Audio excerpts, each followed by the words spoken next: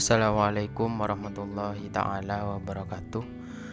Di sini saya akan menjelaskan tentang pola komunikasi. Sebelumnya perkenalkan terlebih dahulu, nama saya Mujibur Rahman, NIM 2003 40 10 51029 kelas B.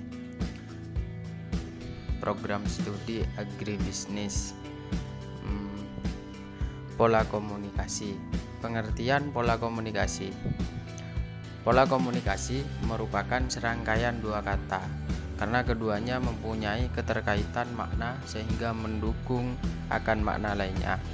Kata pola dalam Kamus Besar Bahasa Indonesia atau KBBI artinya bentuk atau sistem, cara atau bentuk struktur yang tepat, yang mana pola dapat dikatakan contoh atau cetakan.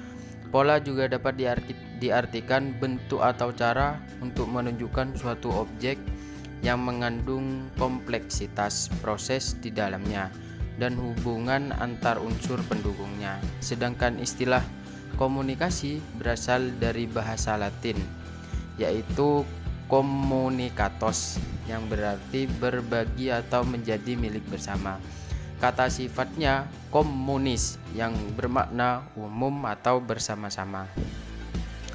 Menurut Everett M. Rogers, seorang pakar sosiologi pedesaan Amerika, mengemukakan bahwa komunikasi adalah proses di mana suatu ide dialihkan dari sumber kepada satu penerima atau lebih dengan maksud untuk mengubah tingkah laku mereka.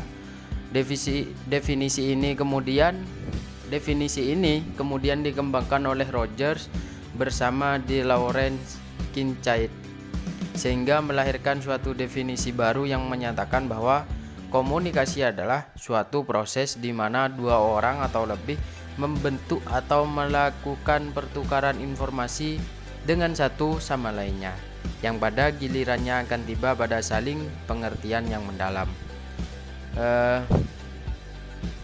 Kalau menurut Mujibur Rahman atau biasa dipanggil Jo kalau di kampus, yang dimaksud dengan pola komunikasi adalah proses yang dirancang untuk mewakili kenyataan keterpautan unsur-unsur yang dicakup beserta keberlangsungannya, guna memudahkan pemikiran secara sistematik dan logis.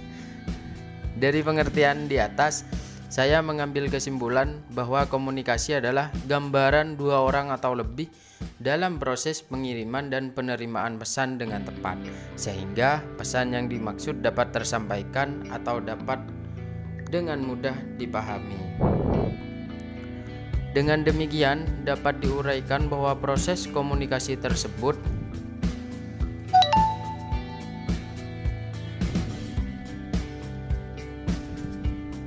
terbagi menjadi beberapa jenis. Yang pertama, pola komunikasi primer merupakan suatu proses penyampaian pikiran oleh komunikator kepada komunikasi dengan menggunakan suatu lambang sebagai media maupun saluran, baik secara verbal maupun nonverbal. Proses komunikasi primer menggunakan lambang bahasa, yaitu proses komunikasi yang paling banyak digunakan karena bahasa mampu mengungkapkan pikiran komunikator kepada komunikan secara baik. Kedua, pola komunikasi sekunder.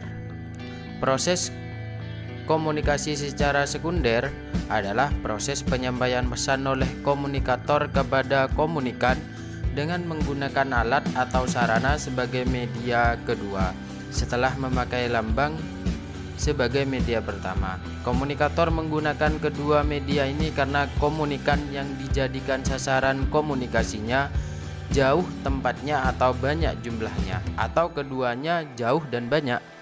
Kemudian dalam proses secara sekunder ini semakin lama semakin efektif dan efisien karena didukung oleh teknologi komunikasi yang semakin canggih yang ditupang bola oleh teknologi yang bukan teknologi komunikasi. Yang terakhir adalah pola komunikasi sirkular.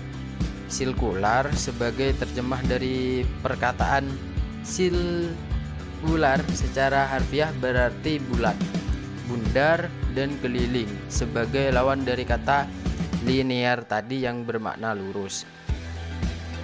Dalam konteks komunikasi yang dimaksud dengan proses komunikasi sirkular adalah terjadinya feedback atau umpan balik, yaitu terjadinya arus dari komunikan kepada komunikator. Mungkin selebihnya dari saya. Assalamualaikum warahmatullahi taala wabarakatuh.